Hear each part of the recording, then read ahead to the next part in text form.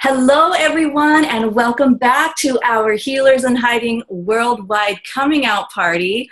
I have a very special guest luminary here and one of my dearest teachers, James von Praagh, with us.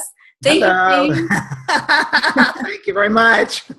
Oh my gosh, I keep hearing you in my head saying, it's a party. Bring party, him to the party. So James is a spiritual medium for those that do not know. And James, you have just been raising the vibration in the world for over 30 years with your teachings, your readings. And first of all, I just want to thank you for holding space for myself and so many other healers to come out of hiding, to own and use our gifts. You really have created such an amazing space for people to come to and learn and come into their own, feel the wholeness. That's how it feels whenever I leave one of your workshops. I feel back up. I appreciate that. I appreciate that. I think that, every day I just, I kind of go in my mind and I kind of take a moment to look and see where I've come from, what we're supposed to do, and what the whole world is about. And I just assess it every day. And I thank you very much for the appreciation of that. I mean, I couldn't do it.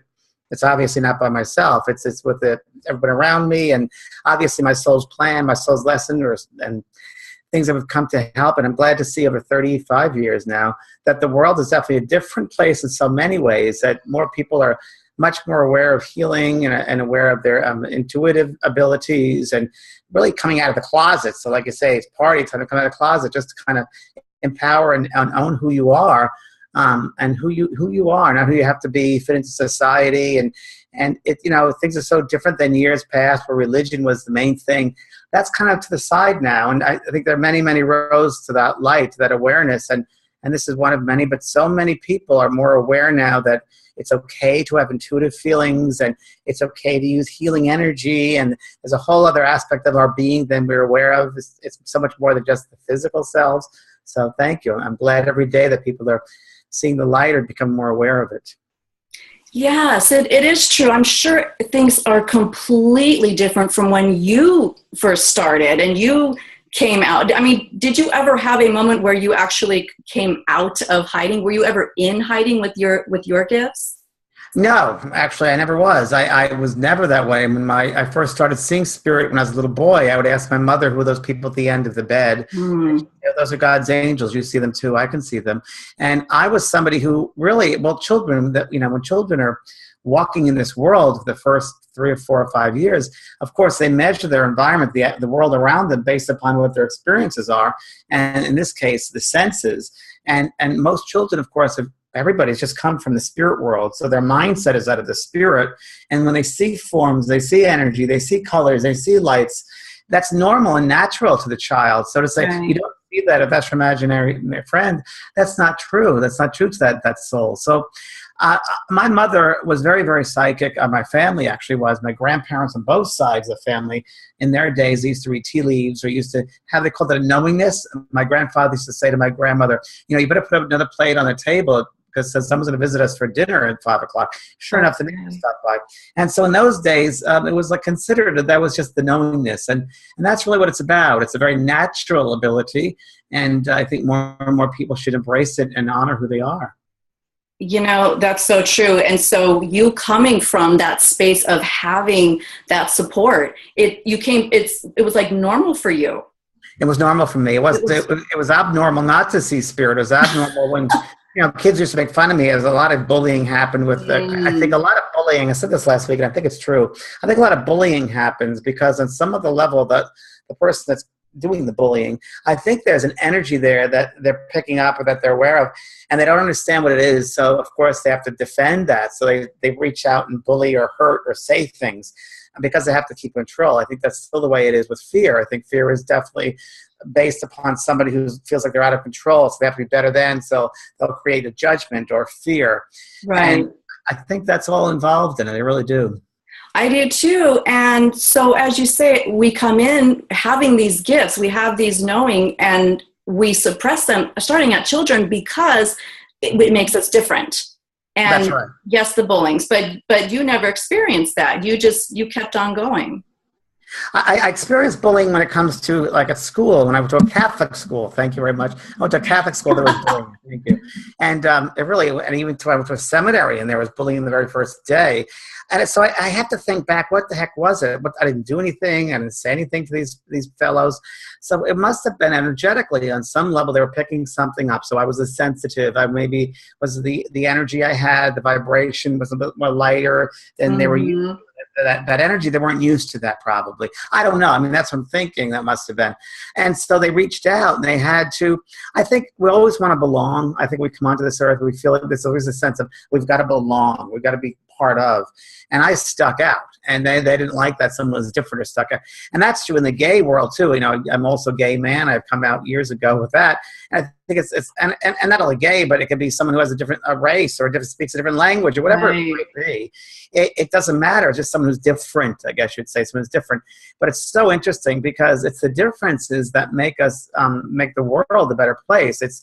I always say that, you know, everybody is unique. Every soul is unique, and every soul is it's like a snowflake. It's a unique divine design of each one, and putting them together, that is what makes our universe. I mean, there are many worlds within worlds within worlds and spaces and places of difference.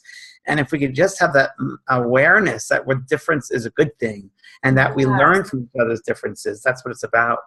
I wholeheartedly agree with that. And so coming from a supportive space that you had, and then in school, and then realizing that you were different, but that was okay. And then that's where a lot of people start to suppress their gifts.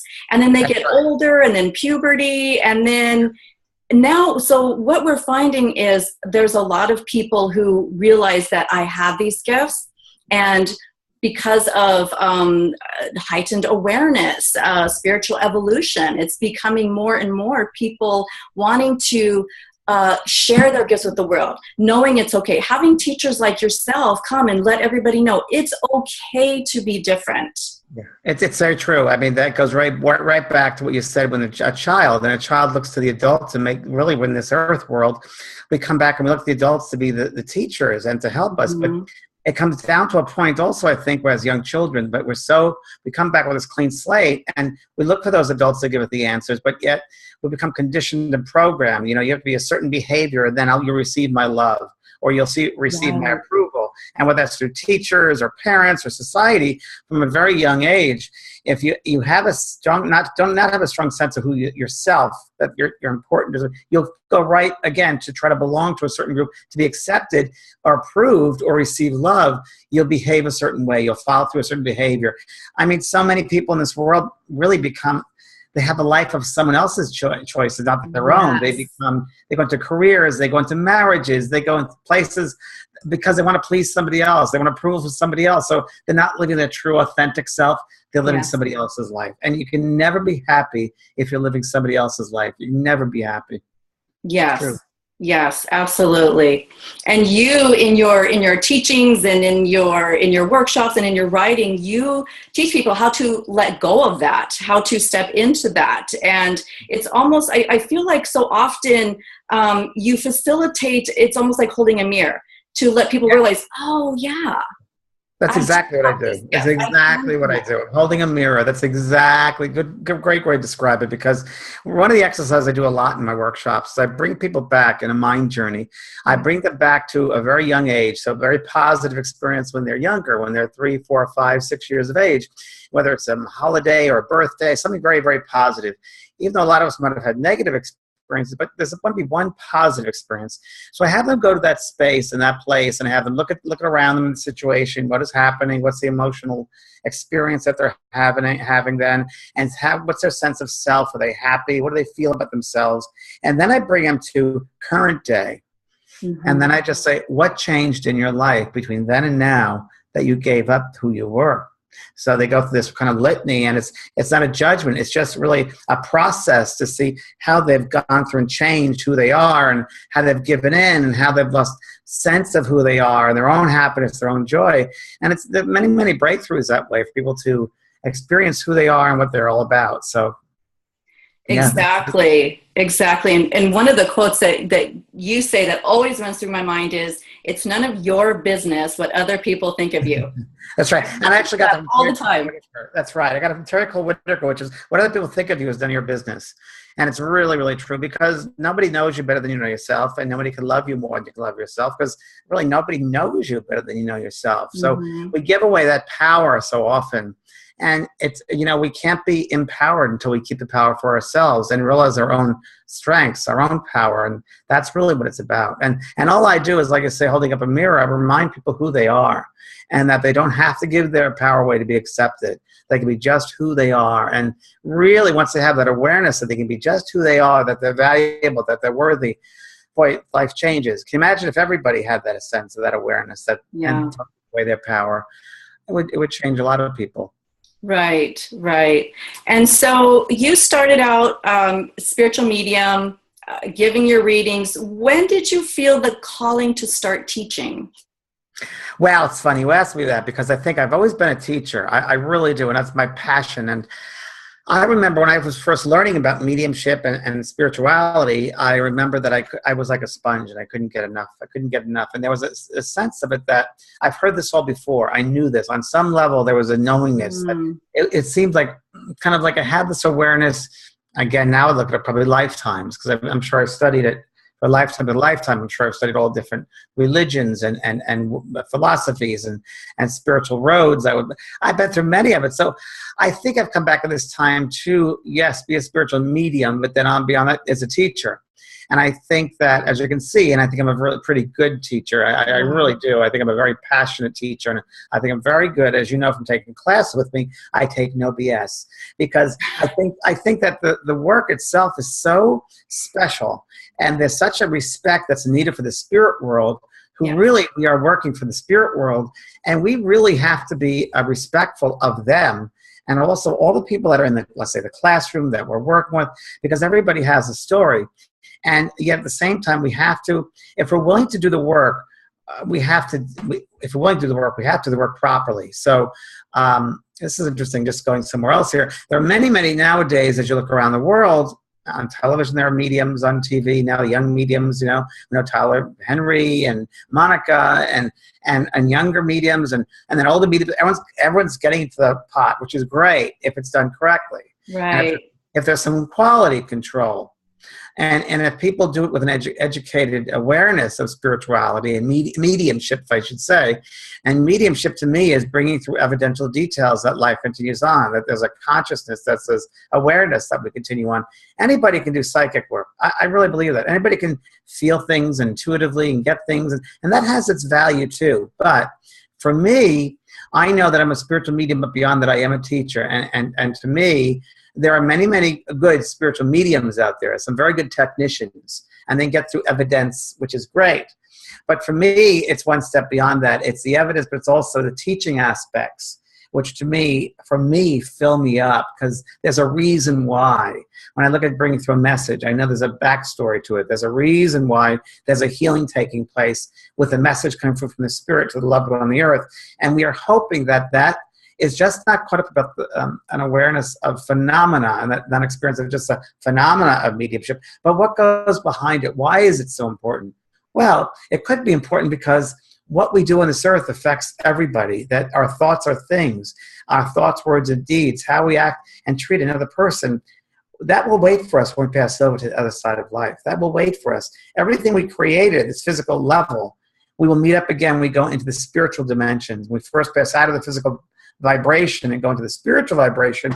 In the astral world, we go first. All of the stuff we did will wait for us, the good, the bad, the indifferent. Every single person that we wronged will meet us when we first pass over. Mm-hmm. Now, isn't that a sobering thought? Mm-hmm. Very much. So if people have the awareness, and that's really what I'm about. I understand the phenomena, and I know about the phenomena, which is great to get people into the tent. Now we got to feed them. So if the phenomena gets them interested in it, then we got to find out what the back is. The backstory is one needs to be more aware. One needs to be more mindful of how they're treating another person. Try to live a mindful life. Treat another person, as the golden rule says. Treat another person as you want to be treated. Because if we do that, and we realize that what we give out, we're going to get back. If people just had that sense and step away from the human power and become more aware of the spiritual power, boy, wouldn't the world change? Yes. That's what I'm teaching.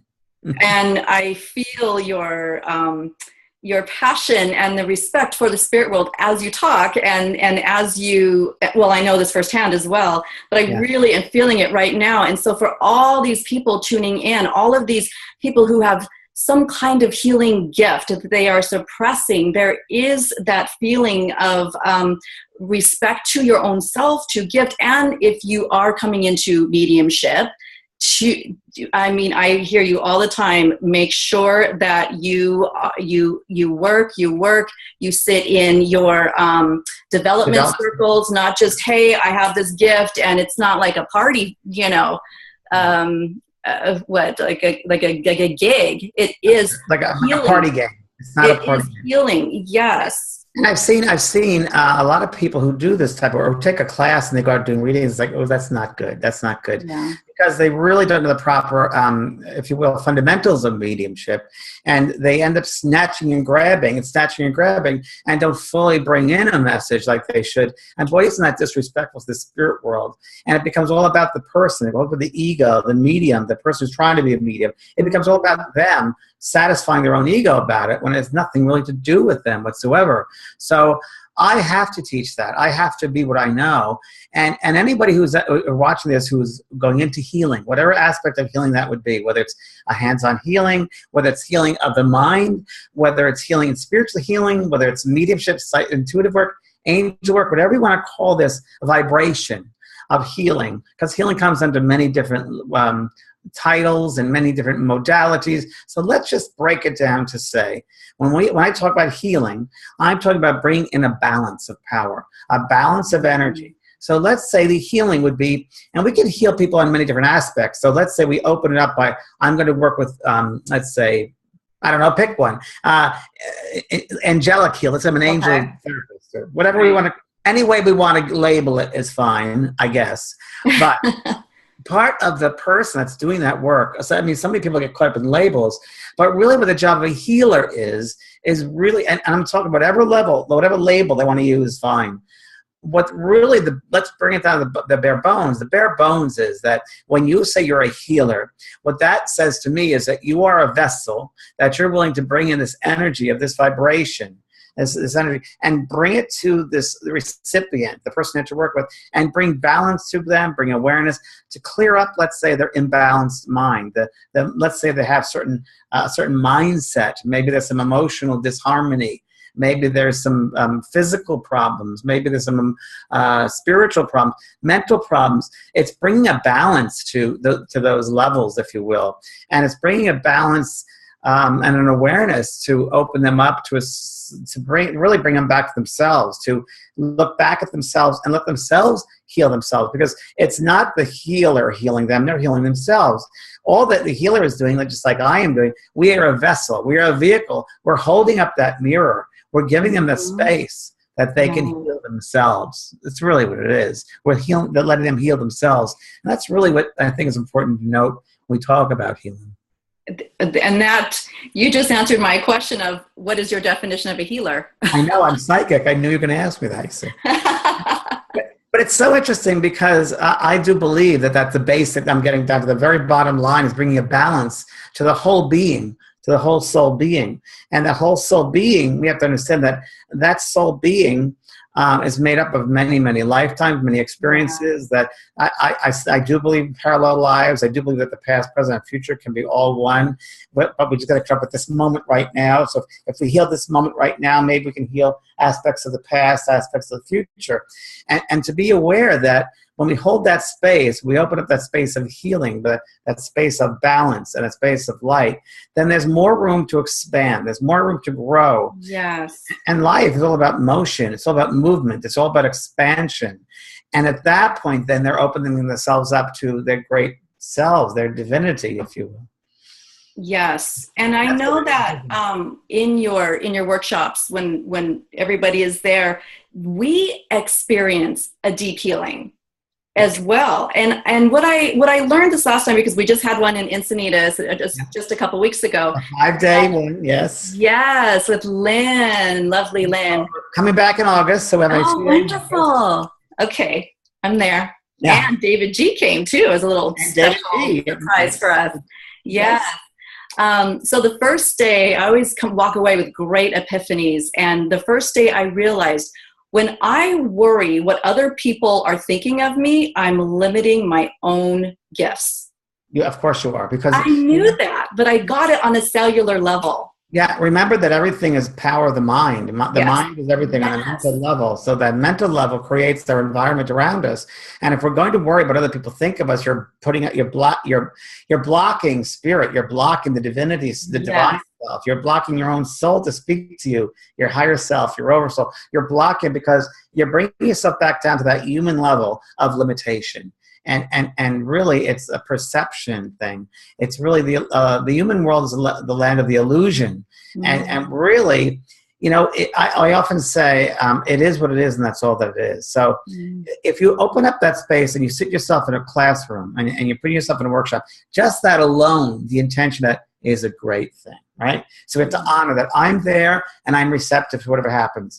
And as you know from the classes we did, in mediumship, as we work with the mediumship mostly, that's what I'll talk about, is surrendering. It's surrendering the earth mind, putting that to the side, and it's really opening up to your soul self, that eternal being, because it's really your soul, which is important. I'm just writing a book right now, and I just mentioned it. I mentioned this in the class, that our perception should be correct. Our perception should be that who we truly are is like 20% of who we are as a soul is this. 80% is out of the body.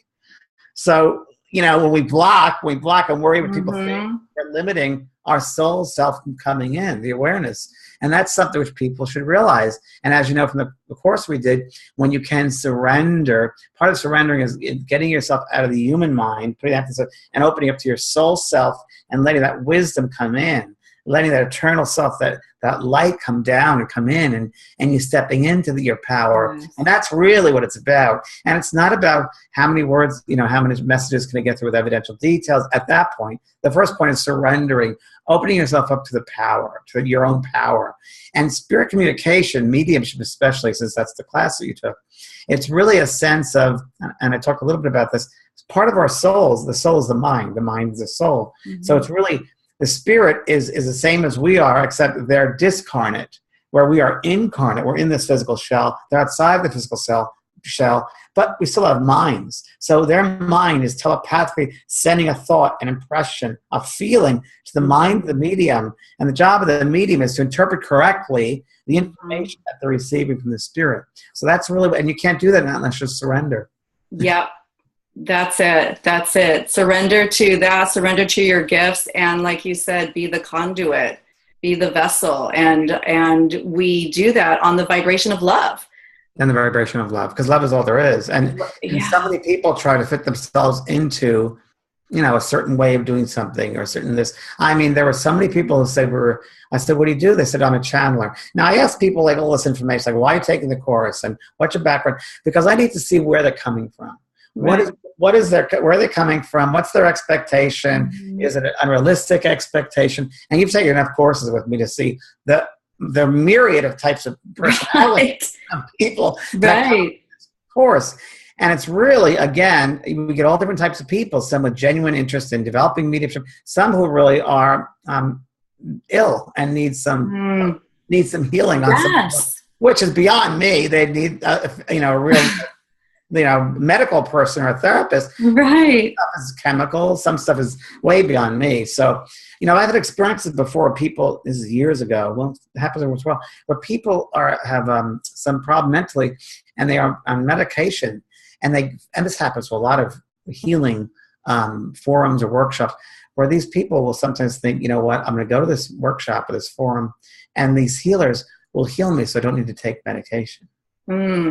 It's happened. So people should really continue with their medication. And let this also help on top of that and bring a balance to it. So important people know that. But you see everything when you do this type of work. We do everything from curious to doctors to, even working. I go to hone and own my gifts. Oh no, I like that. Hone and own. I like that. Hone and own. That's good. Yes. Oh, thank you so much, James. You're welcome. so wonderful. And I know you are so incredibly busy. And I just want to thank you so much for giving your time with all of the healers in hiding. And I knew you had to be a part of this. You've been such a instrumental teacher in my life for me to come out of hiding and with my mediumship. And well, thank you for taking to hone and hold and own, and really appreciate you doing it and taking really working at your abilities. So it's great. Yes. Thank you. Thank you. Okay. Thank you everyone so much for joining us. And James, your website is vanpraagh.com. vanpraagh.com. And my school page is the JDP School of Mystical Arts.